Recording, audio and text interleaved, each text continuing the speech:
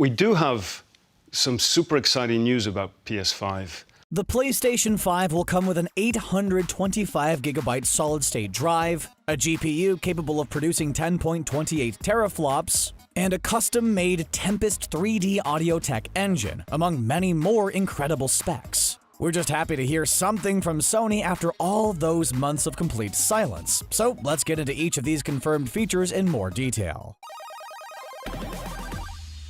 So, we all knew the PS5 was going to come with an SSD, but we didn't really know how much storage it would have and all of the other specs like read speed and seek time. There was a lot of tech mumbo-jumbo during the event, but essentially all you have to know is that the PS5's SSD is going to be blazing fast. Not only is it going to have 825 gigs of storage, which is right in between the sizes the many rumors presented, but it'll also reduce load times to less than a second. In fact, the SSD could load 5.5 gigabytes of data a second, which blows the PS4's 1 gigabyte a second time out of the water. The PS5's SSD is going to be 100 times faster than the PS4's hard drive, which sounds about right considering everything we heard throughout the presentation. But having a super fast solid-state drive comes with even more benefits than hyper-quick load times. It also means faster patch downloads, so we don't have to wait an extra hour for the file to copy after it's been downloaded. The PS5 will also come with an expansion bay for an internal SSD to increase storage.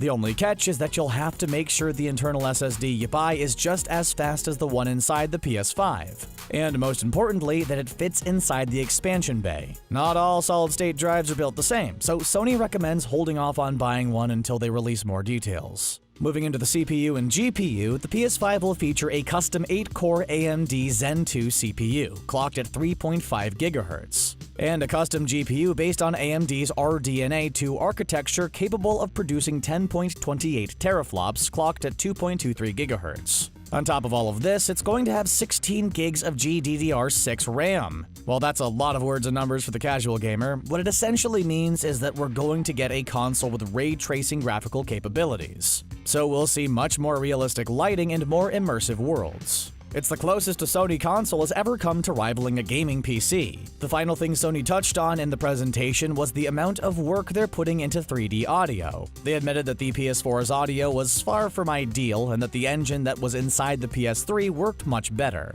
So they tried to make one more similar to the PS3 and the PS5.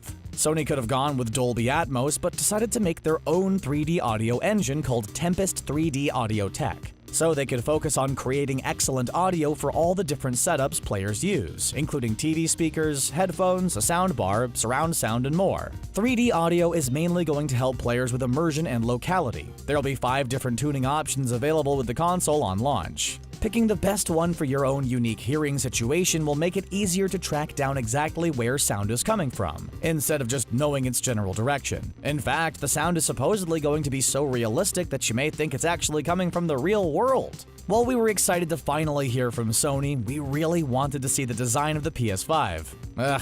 In the meantime, we'll just keep on waiting for even more PlayStation 5 news. We just can't wait to play open-world games with instant fast travel times. What features are you the most excited for?